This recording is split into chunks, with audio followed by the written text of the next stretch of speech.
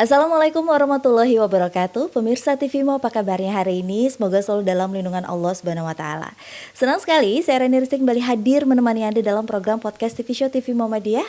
Ngobrol sering tanpa boring, cuma di sini tempatnya. Seperti biasa, kalau kita udah berada di program podcast TV Show, kita pasti bakalan ngobrolin segala sesuatu yang menarik, yang penting, berbagai hal yang viral, tips dan trik juga bakalan ada di sini. Dan hari ini kita bakalan ngebahas tentang milenial itu ternyata harusnya haji selagi muda loh.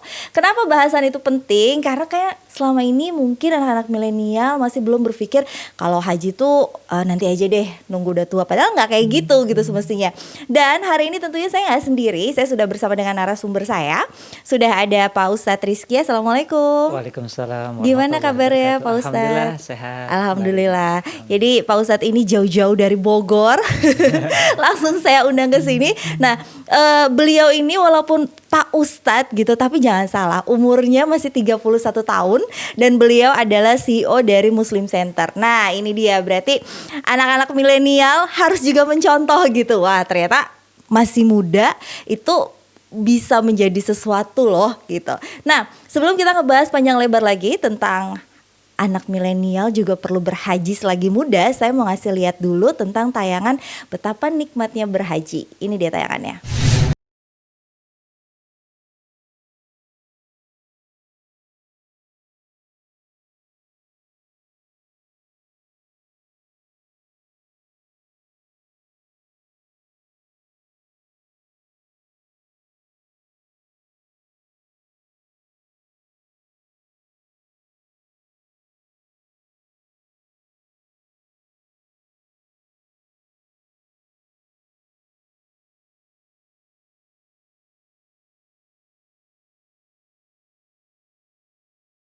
Yang pertama adalah balasan bagi haji mabrur, yaitu surga.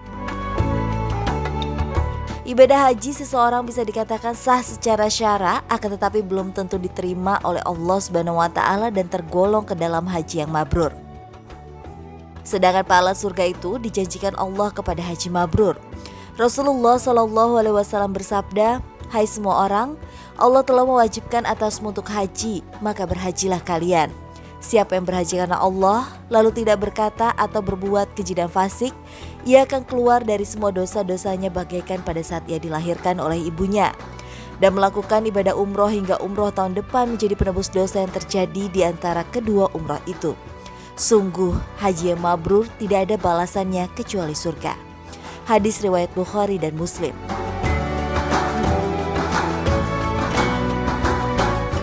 Kemudian ibadah haji yang dilakukan juga sebagai sarana untuk menghapus dosa-dosa dan terhindar dari api neraka. Sebagaimana sabda Rasulullah SAW, "Barang siapa yang melaksanakan ibadah haji karena Allah dengan tidak melakukan rafats dan tidak berbuat fusuk, maka ia kembali seperti bayi yang baru dilahirkan dari kandungan ibunya." Hadis riwayat Bukhari dan Muslim.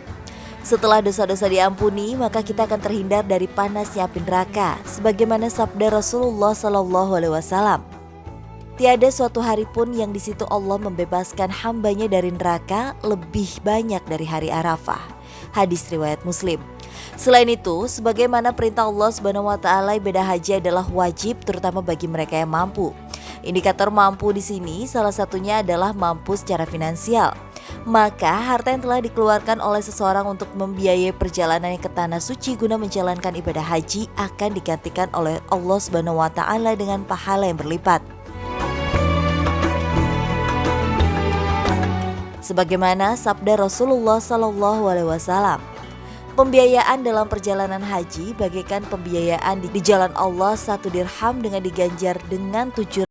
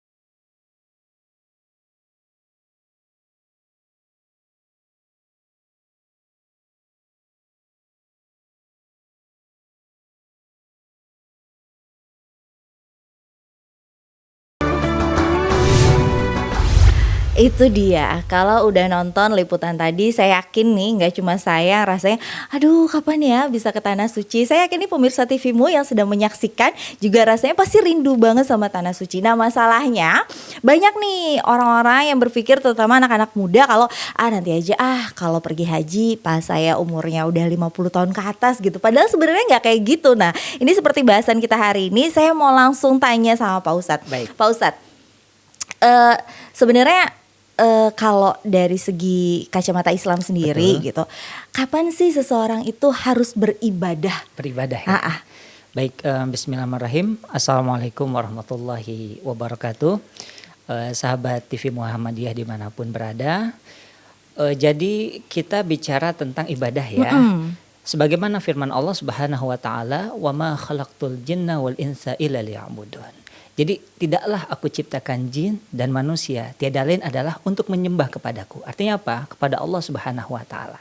Dan di sini kapan sih first moment harus orang itu beribadah?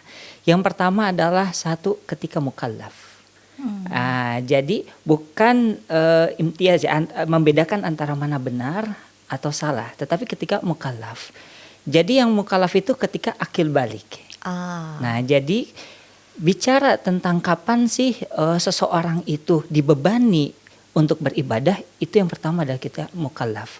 Ketika rafi al-qalam ala salasah. Jadi ada 3 momen di mana Allah Subhanahu wa taala akan mencabut penanya. Jadi kitab ibadah itu ada 3 momen. Yang pertama adalah ketika orang sedang tidur. Nah, jadi ketika orang sedang tidur maka di situ tidak akan ada kolam di situ ya, artinya tidak akan ada catatan amal dan lain sebagainya. Terus yang selanjutnya adalah ketika orang yang gila seperti itu. Jadi otomatis atau majnun seperti itu. Nah, di situ. Nah, sekarang kalau misalkan kita bicara tentang esensi daripada ibadah itu sendiri, bahwasanya Allah menciptakan kita di dunia ini utamanya adalah untuk beribadah. Karena dunia mazra'atul akhirah. Dunia ini sebenarnya adalah ladang amal untuk kita semuanya. Jadi bagi siapapun bahwasanya harta, jabatan dan lain sebagainya itu merupakan titipan daripada Allah Subhanahu wa taala yang mana nanti kita akan tanggung jawabkan di hadapan Allah Subhanahu wa taala. Jadi jangan sia-siakan umur gitu. Kadang-kadang banyak nih, soalnya banyak maksudnya nggak bisa dipungkiri gitu. Banyak dari kita sebagai manusia hilaf gitu. Kadang-kadang ngerasa masih muda, nanti aja gitu. Nanti aja ibadahnya, ibadah fokusnya nantilah kalau saya udah nikah atau kalau saya udah 40 ke atas kayak gitu. Kayak pas Nabi Muhammad diangkat jadi nabi gitu 40 tahun. Tapi kan sebenarnya nggak kayak gitu. Tidak gitu. seperti itu. Esensi ibadahnya tuh harusnya dimulai dari ketika akil balik atau ketika kita bisa mengenal mana benar mana salah. Nah, tapi kalau sekarang kita ngebahas lebih jauh lagi tentang haji. Kalau menurut Pak Ustadz Rizky sendiri, anak-anak milenial zaman sekarang ini kenapa sih mereka tuh kadang-kadang suka berpikir haji tuh nanti aja gitu? Kalau dari kacamata Pak Ustadz sendiri tuh kalau apa? Dari kacamata saya ya, berpengalaman dari diri saya pribadi. Anak-anak milenial ini mungkin bisa dibilang lebih mementingkan hidup senang-senang ya. Jadi lebih apa sih tuh keinginannya itu lebih senang-senang, beli handphone yang bagus, lebih kepada fashion dan lain sebagainya. Tetapi banyak juga anak-anak milenial yang ada hijrah itu. Jadi esensinya adalah bukan berhaji itu hanya untuk orang tua, tetapi haji itu selagi muda. Kenapa? Karena 90% ibadah haji itu semuanya fisik. Ya, kita tawaf, sa'i, tahalul, bahkan ketika wukuf di Arafah. Karena esensinya adalah al-hajju arafatun. Haji itu ketika di Arafah. Jadi ketika kita ingin berhaji, dia mau orang sakit ataupun tidak, itu semuanya wajib wukuf itu ketika Yaumul Arafah. Selainnya boleh untuk dibadalkan. Jadi semuanya itu tergantung kepada fisik seperti itu.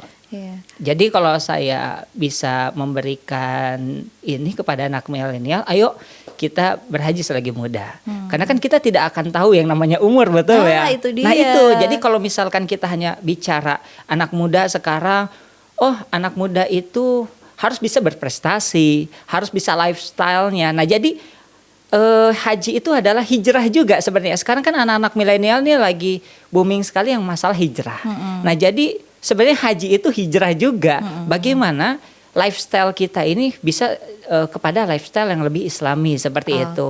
Jadi ketika kita mampu berhaji, kita juga bisa memaintain lifestyle kita dari mulai ibadah kita, juga tentang perilaku kita sehari. Karena anak-anak milenial ini, kalau saya lihat yang pertama adalah mereka itu senang bergadang. Betul ya, lebih senang. Terus yang selanjutnya adalah membeli barang-barang yang tidak penting seperti itu. Jadi terus yang selanjutnya adalah anak-anak milenial ini kelihatannya lebih senang bersenang-senang seperti itu dibandingkan untuk beribadah, ya mohon maaf seperti itu.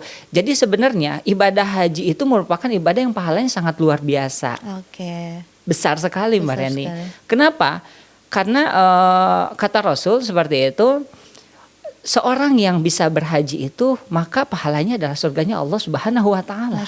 Subhanallah. Kenapa? Karena di rukun Islam itu yang paling terberat adalah haji. Terus yang selanjutnya adalah kenapa diberikan urutan yang terakhir seperti karena saking beratnya. Kenapa? Ibadah-ibadah yang lain itu hanya sebatas ibadah, contoh kita sholat.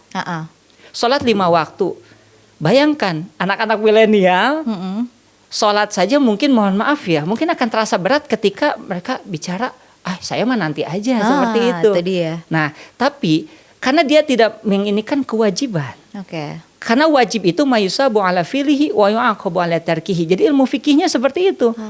Nah, jadi oleh karenanya wajib. Jadi apabila kita tidak tunaikan akan berdosa kita ini. Jadi kalau misalkan ibadah itu kita jadikan lifestyle, subhanallah, saya yakin deh milenial dan khususnya para pemirsa TV Muhammadiyah akan menjadi pribadi-pribadi yang lebih baik seperti itu. Itu dia. Jadi sebenarnya benar juga gitu tadi Pak Ustadz Rizky juga udah bilang berkali-kali gitu ke kita, daripada beli barang-barang yang rasanya kok sebenarnya nggak perlu-perlu banget kayak gitu. Sebenarnya lebih baik ya nabung haji dari mulai sekarang gitu, itu jauh lebih penting sebenarnya, karena kan itu ya tadi udah dibahas lagi, ganjarannya surga Allah loh gitu. Masa sih nggak mau dapat surga Allah? Ingat, di dunia itu cuma sementara. Pokoknya kita ini berladang amal kita buat nanti ke akhirat. Nah, di segmen berikutnya kita bakalan ngobrol lagi nih, karena sebenarnya di di Tanah Suci tuh banyak loh tempat-tempat mustajab doa gitu. Nah, ini mungkin para milenial yang ngerasa aduh kok dari kemarin saya kalau berdoa ini tuh nggak dikabul-kabulin. Mungkin kalau pergi haji atau umroh ke tempat yang mustajab di sana bisa langsung terkabul kan, siapa yang tahu gitu kan. Nanti kita akan ngebahas ya tempat-tempatnya di mana aja sih. Untuk itu jangan kemana-mana, tetap di podcast TV Show TV Muhammadiyah, ngobrol sering tanpa boring, cuma di sini tempatnya.